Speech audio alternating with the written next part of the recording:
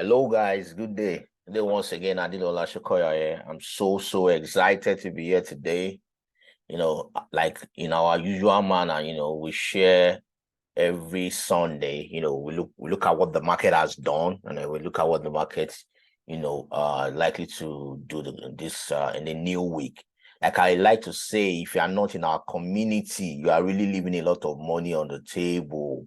I mean, you are really missing out. Like I always say, it's very important for you to be in a community. If you are going somewhere, you want to be around people that are going to the same place where you are going.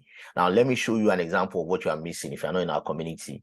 For example, on Sunday, after we analyzed the market, I actually dropped, a signal on Sunday of pounds USD and Euro USD.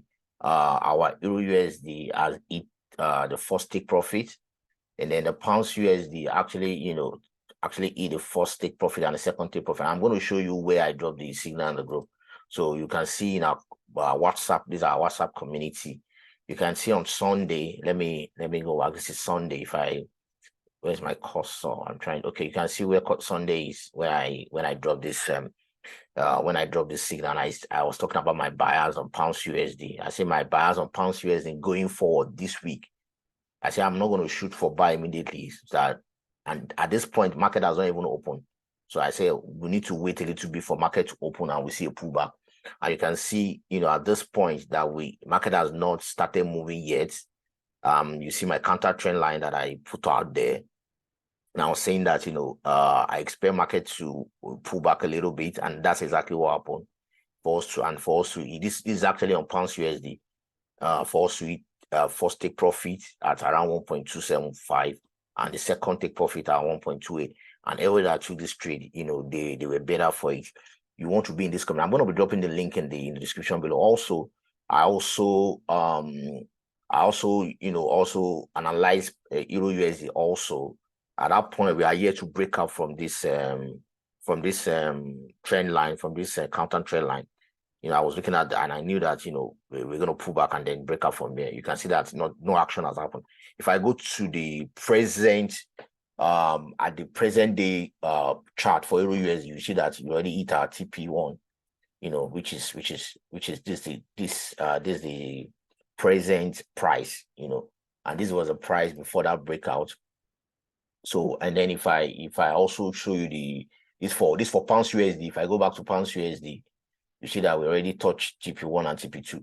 So the importance of community, so that trading is like a lot of traders, that what I found out about a lot of traders, that they stay in their room on their laptop or on their phone doing these things alone. They are not around, nobody is talking to them. And then I understand that all of us are in different countries and in different locations, which is the normal thing, for a lot of traders. But then we have virtual communities, for example, and that's why we created this free WhatsApp, community and free Telegram community, so that you can always ask questions. If you are not very clear about a particular issue, probably want to take a trade and you're not clear, you can always take a screenshot of your chart and say, guys, please help me. Let me to analyze this chart, and a lot of people answer you. I'm not the only. Our community is very it's actually a very, very active community, especially the Telegram group. Right now we're about 1,005 and we are still growing. The WhatsApp community, because of the way WhatsApp is structured, is not as you cannot ask questions on the WhatsApp community, and that's why I always drop the Telegram group, the Telegram channel. So, and I'm going to drop the link in the description below. Ensure you join, because like I said, you want to be around people that are going to where you're going. Iron sharpens iron, right? If you're around folks that are going to where you're going, it helps you to get there faster. So let's look at this week. All right. So DXY, like I always like to do, dollar index, I like to look at it. I remember last week that I said that the dollar index is actually my likely pullback, and then my reason is if I go to the weekly chart and you look at what the market has been doing for some time, you will notice that we've been having a lot of pullback from here, and then immediately we broke into this zone. I expect market, like I always say, market move from zone to zone, price move from zone to zone. So, but then the price doesn't just go down. You know, you don't expect price to just do like this. So normally, that's why we normally have all these consolidations, or you have little retracement within a particular trend. So DXY is actually in a downward trend, you know, since last year. If I go to this candle, this is October 2022. So on the weekly time frame, you see that we've already, you know, the market is bearish, price has been bearish. So we are heading down. So that actually tells you that that we are going now. So what we only had there was just a pullback, and I expect further downward movement. You know, I expect price, if price break this counter trend line, this trend line that coincide with this support, you know, I expect price to come and test this support. A break of this support, you know, we see the DXY coming to around 98, around 98.51. So okay, so having said that, so let's look at what gold is doing. Also, go for gold. You know, my bias has always been, if you listen to me last week and have been listening to me, you know, for some time, you notice that, like I always say, since the US economy has been taking a hit, and you know the having a lot of economic issues, you know, gold has been an asset, you know, that traders and investors are, you know, kind of pushing their funds to save their money from inflation.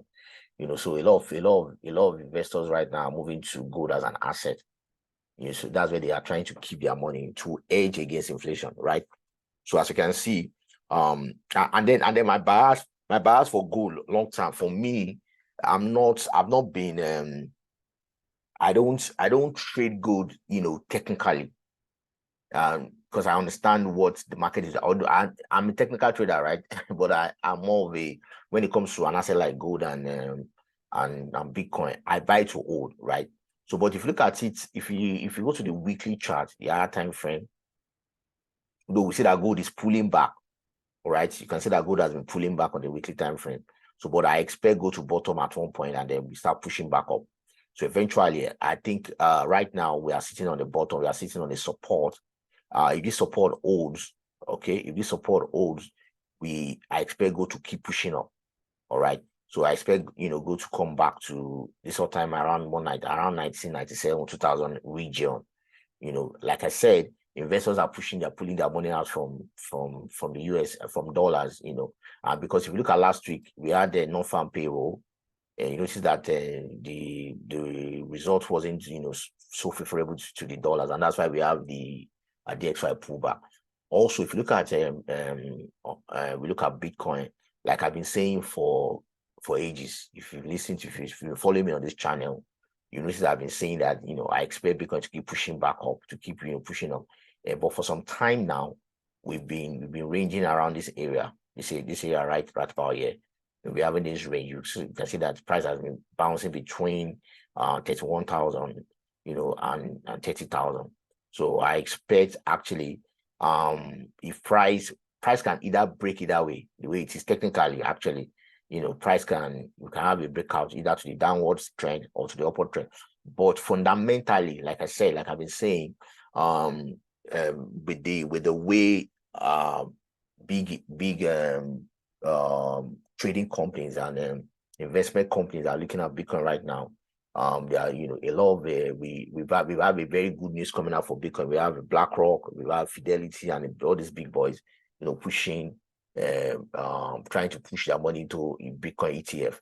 So I export ETF. So I expect, you know, price to keep pushing up for Bitcoin. Also, next year, it's also Bitcoin halving.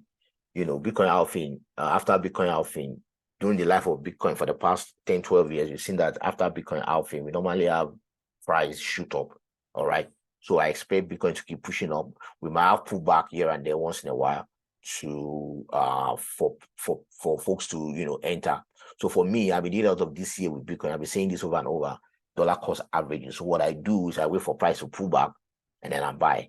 I wait for price to pull back, I buy. I can bet you that by this time next year, you know, we should be seeing Bitcoin probably way above 40K, $50,000. You can just write it down. I said so.